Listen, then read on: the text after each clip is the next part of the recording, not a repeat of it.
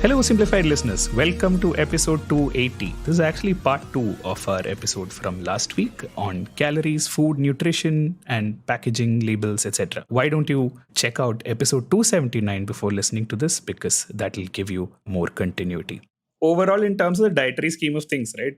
When you say reduce carbs, it's obviously not going to be 0% of your diet unless, you're one of those fad dieters. Good luck to you. But on average, about 60% of your diet should anyway consist of carbohydrates, and proteins and fats probably 15-20%. There's also the social aspect. If you go and go everywhere and keep saying, I'm not having this carb and the other, you can kiss all your dinner invitations goodbye, right? That's a tip for any introvert who wants to lose weight. This is like you're killing two birds with one stone. Yeah. Then the problem is with our earlier green tea couple, right? This guy will keep coming. Yeah. Culturally also. So I'm sure this is true for almost all Indian groups. Traditional foods are all carbs. All carbs. Dosa are carbs. Idlis are carbs. Rice, wheat, Almost everything you eat is carbs. Yeah. But that being said, Indian food is actually fairly amenable to a low-carb diet as well. Like with dals, you basically, all these things that you said, just remove them. Like everything else, like sabji and all that. But it tends to be. So you tend to have a lot of rice and a little bit of dal. It should be the other way around. You should have a lot of dal and a little bit of rice. Yeah. We should just acknowledge the massive privilege that is there. Like proteins are massively more expensive than carbs are. So we used to be a very poor country which could afford carbs and not protein, which is why most of India is actually protein deficient. I think gout was referred to as the rich man's disease or something. There are a lot of socio-cultural angles to food. I was listening to this excellent episode on the seen and the unseen, where Amit Verma interviews Dalit entrepreneur named Chandrabhan Prasad. And he is a Dalit.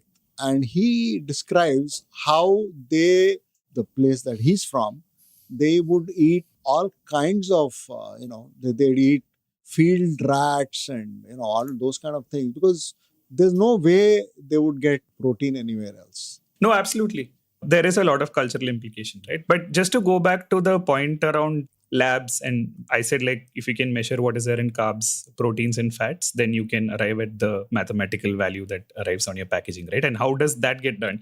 It's a bit nerdy, but I think quite interesting.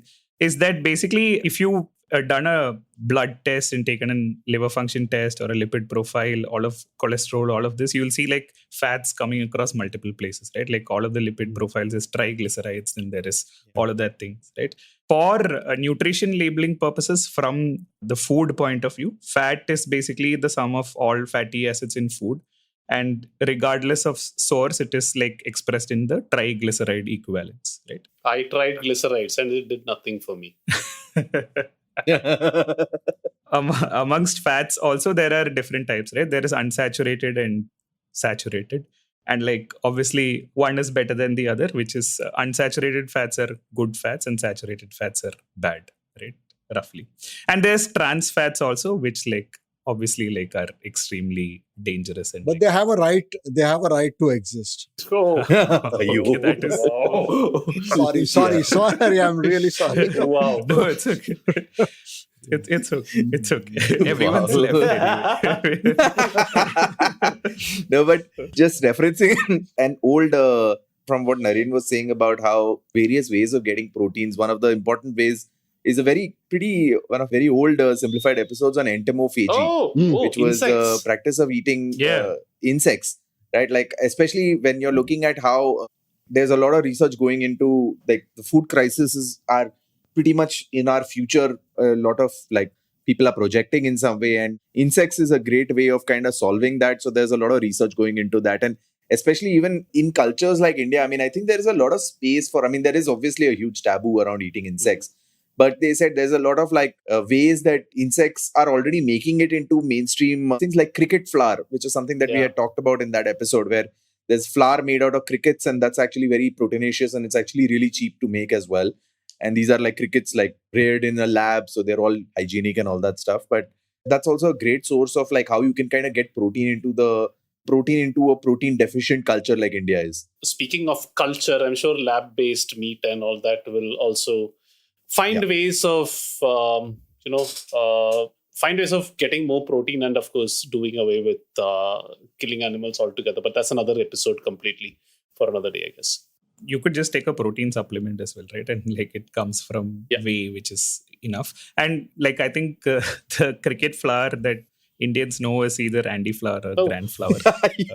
Hashtag cricket joke. Not low cost locusts, right? But like the mathematical thing there again is for protein, you should have like 0.8 to 1 gram of protein per day for your weight, right? So if you weigh like 80 kilos, like maybe 60 to 80 grams or something, which you never end up getting, right? It is very difficult. It's damn difficult. It's damn difficult to do that. In a meal. Yeah, not for Malayalis, but like for the rest of India. Yeah, because of all the protein that's there in the alcohol, right?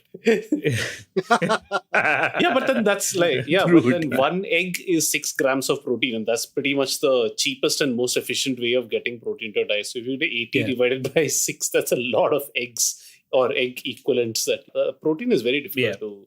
Hitting your protein targets is fairly difficult. Here's one doubt that I have, right? All these dietary things, the equivalents, like, you have to have protein in order to synthesize proteins, or you need to have fat. And if you have fat, then you will put more fat. How real is that? For example, you have completely herbivorous or say vegetarians, people who have never eaten meat ever. How do they build muscle? So surely the body can generate or synthesize protein from literally anything, right? That's what all the cells in the body do. So why is it important to have proteins? No, so basically if you don't need to work out and do stuff like that, it's basically to like repair tissue and build muscle and all of that, right? And why you can't get it from another source is actually an interesting question, because if you look at carbohydrates or fats and proteins, the main difference is protein has nitrogen in it, right? So and the amino acids, and basically that is what aids in this thing, right? So as far as I understand, like you can't do it without protein. Now, like how much protein is there in your diet is for you to evaluate, right? But I think like scientifically, like protein is required to build. And that being said, for vegetarians, I mean, there are a bunch of other sources, right? And even protein powders for that matter. There are reasonably decent vegan protein powders, for example, right now, which are made out of pea protein, rice bran, etc. I mean, we can compare these two, but like I heard a bunch of them and they're quite, I mean, I won't get into the taste of it. That's another matter altogether, but functionally they serve the same purpose, and you eat enough dal and all that. I mean, Kohli and Djokovic are living proof. I have interviewed a couple of vegan athletes and stuff like that for the Cult Show, and it's very much possible to have a good protein intake even on a completely plant-based diet, not even like vegetarian, like I'm saying, even without milk. I mean, I think that the Netflix Game Changers also kind of sets up a lot of points for that. But one important thing that I think for non-athlete or or casual people who are like looking at kind of getting a balanced diet of sorts, I think it's important to note, and this is something coming from personal experience, like I was into eating, like I was like massively loading on eggs because I was like, I need the protein will be good for me because I'm not getting protein enough and all that stuff. What a common mistake that a lot of people do, especially when you're choosing different dietary pointers, is that you're like, okay, egg is my source of protein, right? But you also don't realize that egg is also a source of a lot of other stuff, right? And so it's giving you a lot of fat, and like especially when you're not moderating it properly, you're probably going to take intake, and coupled with the other stuff in your diet, you're probably getting a lot more fat in your diet or a lot more carbohydrate in your diet than you're bargaining for. Or maybe it's something like, I think there was this, I think there's a particular dal that has a lot of protein. And the thing is, the dal it's only palatable. It gets made into a sabji, and you're eating that with a lot of roti. So you're getting a lot more carbohydrate in there. So the thing is, your diet, you need to really calculate how your diet works while you're getting that one item in your diet. Jim Bros famously ingesting a whole bunch of stuff that is not really good for you at this point. No, but you know what? The considered opinion now is that the yellow of the egg is actually the best part of it. No, I always love it. It's a myth. It's a myth that the fat in the eggs are bad for you actually. No, but the problem with this is, right, like these studies constantly keep evolving, right? And like what works for one person. Exactly. You will find a study that says today coffee is great for you. Tomorrow you'll say it causes cancer. You'll say egg white is the best part. Tomorrow you'll say yellow is the best. So these things keep changing. Ultimately, I think it's always best to my advice has always been just go to a nutritionist. Every body is different. Get a blood test done. Go to a nutritionist after that. Figure out a plan that works for you and, a diet that kind of works for you. Like probably there's somebody who can load up on 6 or 7 eggs a day to get protein. Maybe you may not be that person. So You may not be that person. No, I mean, exactly. again, like step one, like I said, is just to like log your food and then understand. yeah, that's a great place to start. That's a great place to start because if nothing else, it gives you an estimate of how much you're. Have any of you used a continuous glucose monitor? I have for a while. Yeah, I have for a while. I used Ultrahuman for a while. So I'll be very honest. I used it for a couple of months and I'll be very honest. It didn't tell me anything that I didn't already know. It was a fancier way of telling me what I already knew. And it was nice to have some of those things validated. But honestly, I wouldn't use it again. Maybe I wasn't using it optimally, but honestly, It's needed only if you're like diabetic or something. That's the thing. No, there are people who use it to condition their cells. So they know biohack and things. what happens. So for example, when you wake up in the morning, it's after a long period of fasting, you would expect your blood sugar to be low. But the blood sugar is actually higher than usual. Higher than you'd expect it to be. So it's not fasting level high. So it also gives you insights into when you should be working out, what kind of workout you should be doing. The whole goal of the thing is to keep your blood sugar levels within a band, a target band. Yeah. So it's, I think 70 to 110 is what the 70 to 110, yeah. Yeah, it works for some people. I've seen, for example, Krisha Shok, for example, saying that he's found out some things about his body. The basic funda is this. Everybody's body reacts differently to different things, right? If 4 of us had the same meal right now, it's quite likely Correct. that our bodies are going to be reacting in completely different ways. And at the end, it might be better for me to work out in the morning and Srikeit to work out in the evenings, whatever the case may be. And these CGMs are just a way to get to know your body better. But ultimately, to me, it was too complicated and frankly, too expensive. Yeah. There are pro athletes who are using them, and I've seen a lot of credible trainers using and raving about them. So if you're really into biohacking, I suppose it's not a bad idea. But then you can just follow the wisdom that we gave you on this podcast for free. Yeah, I don't think like you need to do any of that. I mean, basically your mileage may vary, but whatever, right? Like, but back to the nerdy science of how your glucose might vary, I think. May vary, yeah. Back to the nerdy science around how these things are calculated. So basically fat, carbohydrate and protein, right? So carbohydrate you can't calculate directly.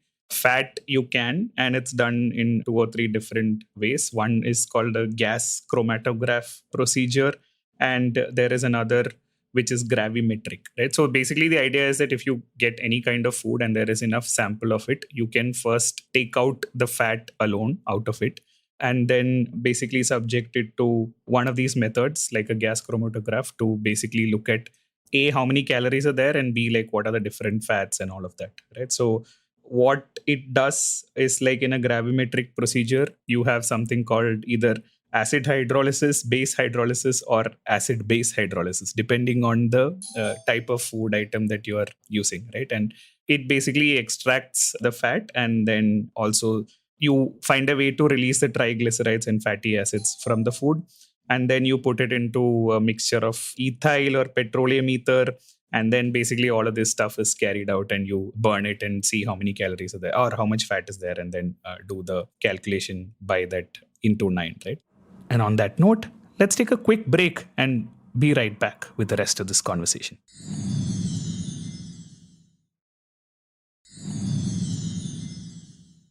The most common used method to identify nitrogen amount is the Gel Dal method, I think.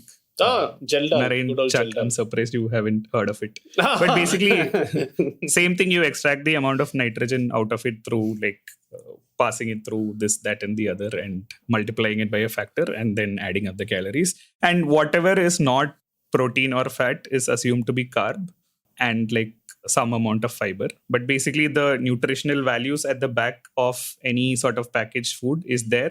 In our country, FSSAI mandates that you put it, right? So you will find all of this.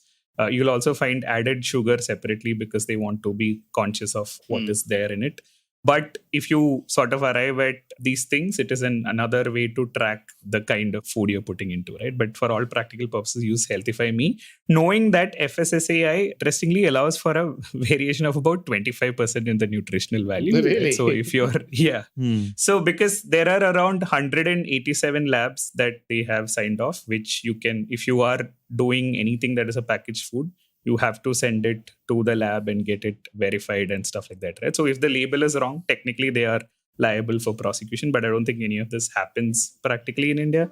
I think the important part to note here is that 25% is a pretty significant variation, right? So the real feedback for your own body needs to come from either your weighing scale or your blood test. I remember the Shashank who runs this very cool company called The Whole Truth. He has this nice tip that he set out once, which is if you're counting your calories and entering them into app like Healthify Me or MyFitnessPal, just account for 1.5. Like if you're having chicken gravy, if you say, okay, 1 cup is say 350 calories, just account for 1.5. And I think that's a great little, thumb rule. You will inevitably go into a deficit if you're doing that. It also accounts for the, huge variation in how it could be prepared and from where you're buying it from and stuff like that. So, and that will also account for this 25%. Yeah. Another thing to note in the nutritional labels is that they can either put it by weight of the whole thing or like per serving, right? Like if you look at Lay's, probably a serving is like 2 chips or 3 chips or like 12 chips or whatever. 12 chips and a lot of nitrogen. Yeah, that's the protein.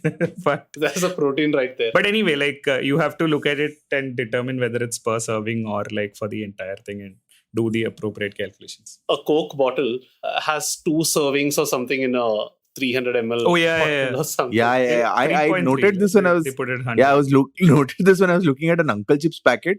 An Uncle Chips packet, very deceptive. Like it's like this large packet of chips and like the smallest possible font. Like they've talked about 1 serving and that's this thing. And the packet contains 3 servings. So you are like, oh shit. You know what has the opposite problem of this? You'd think that everybody wants to put as small a serving to show that, our food is unhealthy. You know what has the opposite problem? Hot sauce. So I'm a sauce fan and I've been like wanting to, is any of this like super unhealthy? I mean, drinking a whole bottle of hot sauce has health issues of a different matter, but we will not get into that right now. Mental health issues, yes. Mental health issues, it's great. The problem over there is everybody does it by 100 grams or something like that. Like, even I wouldn't have 100 grams of hot sauce at one sitting. So suddenly you're like, why is hot sauce 560 calories or something there? Kilocalories, thank you. Because everybody just does it by 100 grams or 100 ml, which is apparently the standard that FSSAI has asked them to do, while it should be or serving. Whatever. Yeah. Anyway, that's... No, it can be either, I think. And also the other sort of thing is that actually they have to list the ingredients by descending order of weight or volume, which is pretty cool. Yeah. So like if you have, again, I think I saw this on the Whole Truth Foods thing only. Like if you have an oats biscuit packet, you can check and see that the oats is like probably the 8th item listed or something in that whole thing. Yeah. And basically everything is like maida and oil and stuff like that. And sugar. Sugar tends to be among the first 3 ingredients in a lot of things that are packaged as healthy. And sugar can be of different types, right? Not just like... Have I told you my chicken adulteration story? No, tell us. When I was a kid, there used to be a lot of horses around. Yeah. There were a lot of horses. Like there were tangas everywhere. We used to go to school in a tanga. So it was brand new tech. Yeah, it was like cutting edge technology. Startups and all, they are the best in horses. So Tanga startups. We had in Naren's time they had a Mustang Ford and not a Ford. Well done, Chuck. Nice. Okay. Go on. Chicken was very expensive. The chicken meat was relatively expensive. There were all kinds of people who kept getting busted for adulterating chicken dishes with horse meat.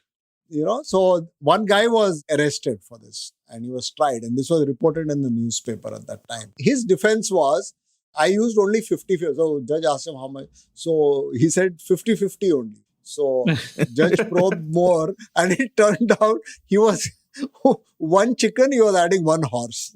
That was his idea. So a lot of this, oat and sugar thing, it's like that. So this horse meat scandal actually happened with IKEA also in their meatballs that they were using.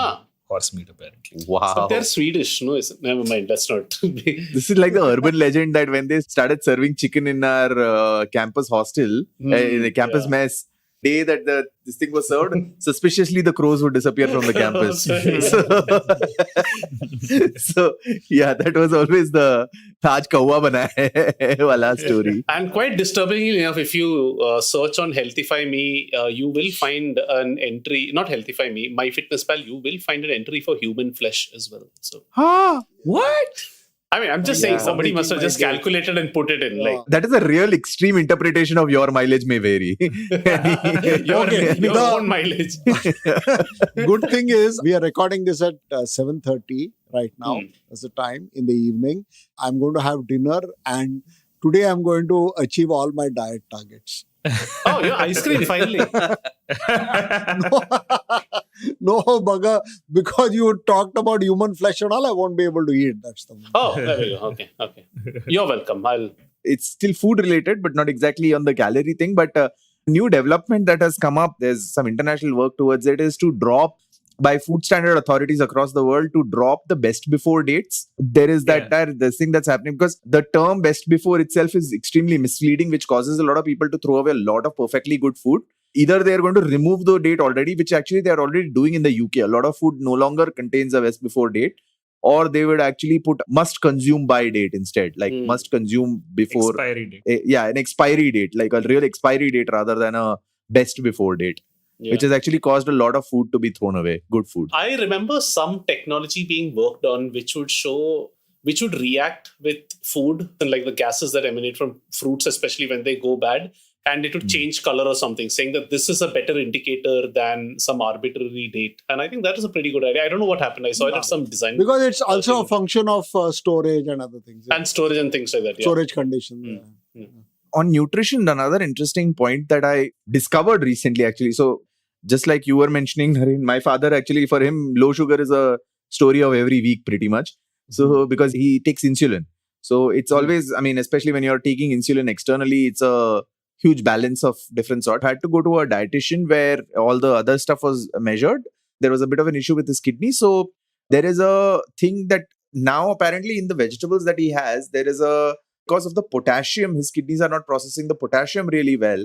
Because of that, there is an entire process of what is called blanching or leaching, which is you have to boil the vegetables before they are cooked, and the water needs to be thrown away because that a lot of the excess potassium goes away there. The problem is that a lot of the nutrition also leaves because of that. It's a gamble Trade-off. that you have to take. It's a trade-off that you have to take in some way. So actually, But the potassium is harmful for him. Yeah, for him. So therefore, and just coming from that story, actually the important thing is, as we are getting deeper into the nutrition story and as you get like closer to that, it's also important to notice like for example, a lot of the stuff which is 0 calorie may be really high on something like sodium, right? Which is terrible for your kidneys, which is terrible for your heart overall and like stuff like that. True. So it's important to notice beyond just the calories and even the nutritional value. Sometimes it's also important to notice what these trace elements are like, because they can actually cause a lot of issues for you later. So, I mean, that's an interesting one, right? Because like, if you think about what is purported as extremely unhealthy for you, which is MSG, for which there is no scientific backing. Fairly racist thing that happened. I think there's a great Radiolab episode on this or something, which is basically that observed that it on the internet forum of the day that they have observed something called Chinese restaurant syndrome or something, that they feel bloated and stuff like that, which is absolutely no scientific basis, right? And the fun thing about MSG is that it obviously makes food very tasty. Scientifically, it has 1/3 the amount of sodium as NaCl, right? Which is a regular salt. So if you are a high blood pressure patient, mathematically, again, like not take this with a pinch of MSG, is that you get like 1/3 the amount of. But yeah, like all of this depends on like you and like no one else, right? So that's the interesting part. And like if you look at a serving of fries versus ketchup, which do you think has more sodium in it? It's actually ketchup. Right? So like 71 grams of fries, which is one serving, versus 17 grams of ketchup apparently. Ketchup has 154 mg of sodium and fries is about 149. Because ketchup is like tastes so sweet, obviously it's been like balanced by lots of salt, which you wouldn't think about, to be honest. But yeah. While we are just throwing these random nutritional facts out there are scientists that are employed at all the big food companies, especially guys like Frito-Lay and Pepsi and all that. Actually, Frito-Lay is part of Pepsi. That engineer for things like the perfect crunch and things like that, and what the right balance between proteins, fats, etc. is. So fat by itself doesn't have a taste as such, but it gives mouthfeel. So it's a combination of the sweet and the salt and then the spices, and then that feeling of the oil gives all that comes into play. So it's kind of interesting, fascinating how that's happening. And I'm kind of wondering how their jobs and roles have changed as consumers are becoming more aware, and all these companies themselves are figuring out healthier options and things like that. In fact, Lay's has like specific potato variants, right? Which they actually, give out to farmers to grow, but they can't grow those potatoes anywhere else. So if you're a farmer, this exclusive brand of potato has to be only given to Pepsi or Lay's. There was this controversy a couple of years back, right? In Punjab or something like that, where these farmers are up in arms against Pepsi only, I think. The company was suing. We were talking about Frito-Lay and the scientists who do all the amazing research. And the most amazing research, the one research I would love to be part of or witness, is the project where they established that no one can eat just one, right? So you have it will be so awesome. It will be like the most awesome project, like deep study and everyone doing, been given two. I think there was this tweet that I saw which said, like, someone finally read the label behind a chip and said, "Bro, what do you mean serving size of chips is 12 grams? 12 chips. When I'm in the pantry deciding what to eat, I, in the meantime, open up a packet of chips and eat 12 to decide whether I want to eat chips or not." And actually, the potato chip is supposed to be one of the most unhealthy things. I don't know, it's slightly healthier now that they don't use trans fats, but back in the day, it's still pretty unhealthy. It's still very unhealthy, right? I think it's a great embodiment of the unhealthy food, but also, let's face it, who can resist potato chip?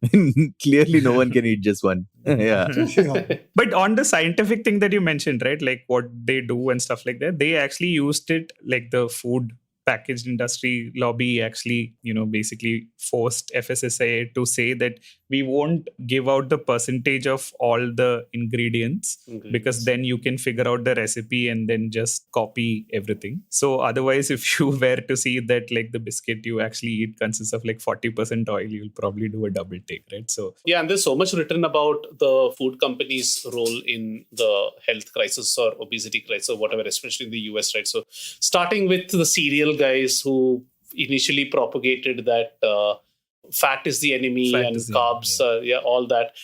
And all the studies were sponsored by the sugar lobby. Obviously. By the sugar lobby. There's this other one, right? The bacon example. You remember that? The bacon and eggs for breakfast. How that became a cultural phenomenon. I am assuming Srikeit will rattle off the story since he is an expert on all things. I'm actually not really very familiar with this. You're not? Okay, so what ended up happening, and this is not a joke or BS or one of those usual things I do. This is actually, what ended up happening was, and I have a sneaky feeling this is that Freud's nephew, the Edward Bernays. Edward Bernays. I have a feeling this is him. I'm not quite sure. I have a feeling it's him only who started this. So his entire fund of what he did is he went to doctors and asked them, and he did this on behalf of the bacon lobby. And he basically said, listen, having something for breakfast is better than nothing at all, right? And the nothing at all, yeah. Yeah, possibly. Bacon is something, right? It's not the best, but it's something. All right, that's all I need. He engineered his questions in such a way that he managed to get 300 doctors recommend having eggs and bacon for breakfast. And they did an entire campaign around that. I might have got some of the nuances wrong, but broadly, that's how it ended up happening. Now that you say it, I remember the example. I think it was something on those lines. It was for bacon itself. And the question is exactly right. It's like having something for breakfast is better than having nothing. And therefore, having bacon is healthy for breakfast. Ironically, right now in the age of intermittent fasting, we might argue with even that. But yeah, exactly. Yeah. Complete aside, but in the times of Navratri, right? It was a huge TIL for me this time. Basically, there is a color coordination that happens every day. Oh, right? Talk about that. People wear this. Apparently, it all started as a marketing gimmick by Maharashtra Times, which wanted to boost its circulation, right? So it was in 2003 and Lok Satta had the entire market share, and Maharashtra Times, the Marathi daily, wanted to figure out how to increase its circulation. So 2003 is when it was introduced that they give a color for each day, and then women loved that and like they started sort of following it. Now it has taken on a meaning of like religious or cultural significance, etc. Yeah. But It's just I mean, brilliant, isn't it? yeah. It's just brilliant. Yeah, we could do an entire episode on just this. There are so many cultural phenomena that start off as marketing campaigns. Singles Day in China. I mean, Black even Friday. Santa Claus being red, right? Santa Claus being red, yeah. Which circles nicely back to Coke, which is one of the perpetrators in the story. guys, at least they're healthier than a century and a half back when they were using actual cocaine. No, it was just as unhealthy, except it was more fun. That's all. Yeah, or if you were to take Edward Bernays' logic, you can have Coke for breakfast because it's better than having nothing. So, where were we? I feel we have covered a fair bit of territory. Yeah, I think that's like we've rambled on quite a bit with some hopefully like interesting things that you've learned and covered today. But basically, I think the overall thing is that nutrition labels may exist, calorie counters may exist, but take everything with like a pinch of salt and like listen to your own body's feedback if you are. Yeah, and just as a final also disclaimer that none of what we have given here should be taken as any kind of nutritional or medical advice. I mean, I don't think any of us are like shining examples of how to kind of do nutrition. Maybe Chuck is trying to enter that area. That's about... It's okay. We've given financial investment advice before and like look at the markets now. So, I mean, if after you went broke, you took our nutritional advice, God save you. Stay safe, stay nutrified, and stay simplified. Until next week, bye everyone. Eat healthy.